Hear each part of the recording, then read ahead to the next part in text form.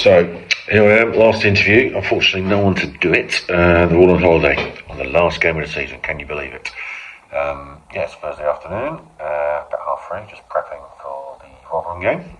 Looking forward to that. Obviously, last home game of the season. My last game in charge at home. Obviously, Birch takes the record for 282 games. Takes it from Dave Allen, and there's a lot of other boys retiring.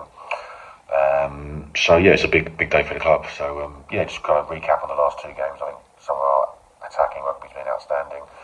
We've scored two great wins against Rams and Dings, especially Dings away from home. The way they play and the style they play, I was really happy how we coped with that, and really dominated big areas of the game, and that kind of led us in now to obviously onto Rotherham. Had a tight game up at Rotherham. They won it with a last kick of the game, drop goal.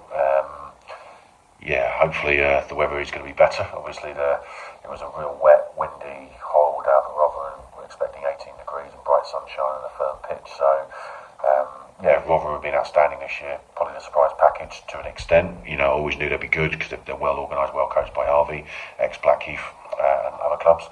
But I think they're the way they've stuck in it, and last couple of defeats have kind of probably killed off their promotion bid, but to go that long, 20, 21, 2 games into it, I think it's been outstanding. So, they're really physical up front, got a great kicking game, strong defensively, but they've got a massive power game, but they've still got the ability to move the ball and play some really good rugby. So I think it should be a really entertaining game, and I'm really looking forward to it. We've had a really good prep on how we want to play, and obviously we always have a plan of how we want to play. Whether the opposition allow us to do that or whether we can impose ourselves, which is what we kind of talk about. Because, if we can beat Rotherham, got 2 games to go, we could be pushing for that top 4, which is probably the area goal that we'd like to have been by the end of the season. But the season as a whole, I think the second half of the season, I think we've been outstanding. Looking at some of the stats, with 70% win record compared to 60 before the Christmas break. The biggest thing is our attacking intent. I think obviously the weather, but we've made some changes on how we've attacked in that pre-Christmas kind of period, and we're averaging 39 points a game, which is a big step up from where we were. So we're scoring nearly 2 more tries a game, which means you're winning games a little bit more comfortable. And my time at Blackheath, we've always been a team that just want to win a game, and it's always nip and tuck. So that's been pleasing, and hopefully the boys can kick on next season from that. Then like I said, it's my final home game at the club. Been here for 8 years, 7 seasons. Obviously got COVID. I believe Graham has got the stats. I think I finished on 191 games. So shame when it gets to 200.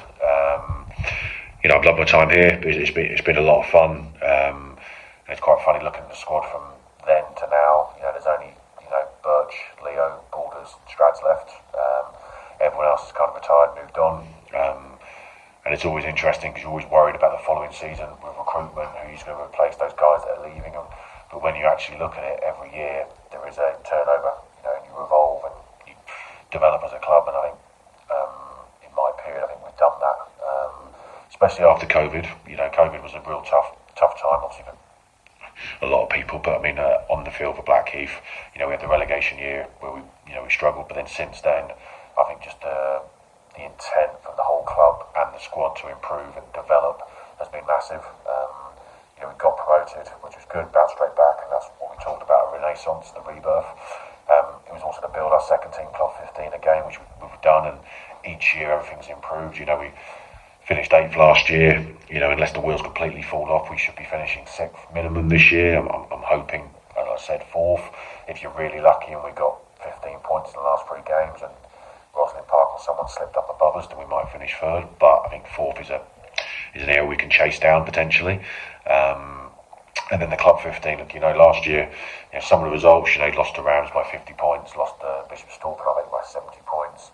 And it was a real tough year just to making sure we got the games and got players, and then we had a big kind of drive to really push the Club 15, and that's worked really well. That they're top of their league, with two games to go, and if they can beat Richmond, Saxon this week, and then they go into the final game against Richmond, basically a kind of a winner-take-all, which I think is outstanding for the Club 15, and it's our life, kind of, it's our blood, to the club. Without it, we just don't function, and we proved that. So I think, Craig needs a lot of credit there. Craig Malloy, who basically is a team manager and looks after it, and speak to him daily, if not 2 or 3 times a day, just organising players and stuff, and he's done a brilliant job. And I'm really proud of the players that have stepped up in there, and then the players that have kicked on for the first team, and vice versa. So, couldn't really make it a short video. I don't know, 7 years is quite hard to condense into 5 minutes. But highlight would probably be the Coventry win many moons ago. Actually, I think the one that trumps it is probably my first game in charge against Plymouth Albion at home, where Joe Tarrant kicked the last-minute penalty to beat Plymouth. And obviously, I had a terrible couple of years at Plymouth, and it wasn't a great place for me. Luckily, a lot of people have moved on who were in charge there, and I think Plymouth's now a really good rugby club and a good place to be, but it wasn't then. So having that first game at home in charge and winning Glass Play the game was pretty sweet, and still gives me kind of a rush now. So sad to leave, but looking forward to the next challenge, and looking forward to seeing how Strads goes. Strads is an outstanding coach, but he's also an outstanding bloke. I've got loads of time for him, and I'm always going to be under the phone to talk to him and help him through his development, and I think he's going to be brilliant for the club. Give him a bit of a break. There's a few boys retiring, so it's going to be hard work next year, but I know he'll be really good for it, and hopefully I might be able to get very into that one and come again to Wellhall and enjoy the best pitch in the league. Best pitch in the country. So there's a lot of thank yous, but that would probably take me another 5 minutes. So this is me signing out, and as Albert would say, love it, love it, love it. Cheers.